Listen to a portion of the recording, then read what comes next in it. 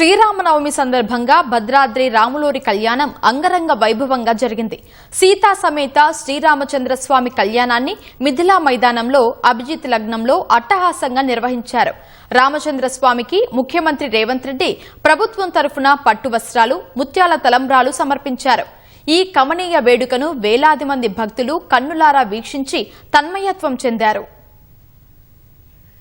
జగాలను ఏలిన జగదేక వీరుడికి జగన్మాత సీతమ్మకు అభిజిత్ లగ్నంలో జరిగిన కళ్యాణ వేడుక కమనీయంగా సాగింది. భద్రాద్రి దివ్యక్షేత్రంలో జరిగిన ఈ మహావేడుక భక్త కోటిని నయనానందకరం చేసింది. ఉదయం 10:30 నుంచి మధ్యాహ్నం 12:30 వరకు సాగిన కళ్యాణ క్రతువులో ప్రతి ఘట్టం భక్తులను ఆధ్యాత్మిక ఆనందంలో ముంచెత్తింది. ప్రత్యేకంగా అలంకరించిన మిథిలా ప్రాంగణంలో తొలుత తిరుకల్యాణానికి సంకల్పం పలికి సర్వ విజ్ఞాన శాంతికి ఆరాధన చేపట్టారు. కళ్యాణానికి ఉపయోగించే సామాగ్రిని సంప్రోక్షణ చేసిన తర్వాత రక్షాబంధనం నిర్వహించి యోక్తధారణ చేశారు. ఇరు వంశాల గోత్రాలు పఠించి స్వామివారి పాద ప్రక్షాళన చేసి మహాదానాలు సమర్పించారు. వేద మంత్రోచ్చరణలు మారుమోగుతుండగా అభిజిత్ లగ్నం సమీపించగానే జీలకర్ర బెల్లం మిశ్రమాన్ని సీతారాముల శిరస్సుపై ఉంచారు. ఈ సమయాన్ని శుభముహూర్తమని జగత్ కళ్యాణ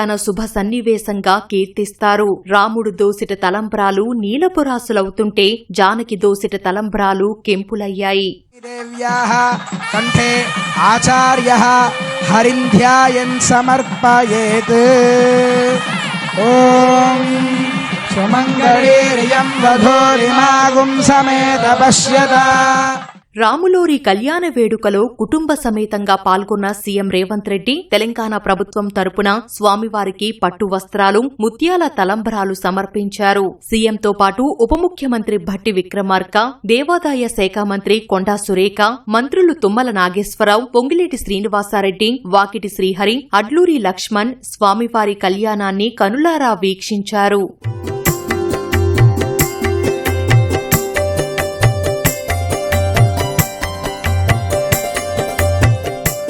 కళ్యాణం తర్వాత ప్రముఖులకు వేద పండితులు స్వామివారి గోటి తలంబ్రాలు అందజేశారు. తెలుగు రాష్ట్రాలతో పాటు దేశ నలుమూలల నుంచి భద్రాచలం తరలివచ్చిన భక్తులు స్వామివారి కళ్యాణాన్ని వీక్షించి తరించారు. బ్రహ్మోత్సవాల ప్రధాన ఘట్టాల్లో చివరి ఘట్టమైన శ్రీరాముని పట్టాభిషేక మహోత్సవం శనివారం జరగనుంది.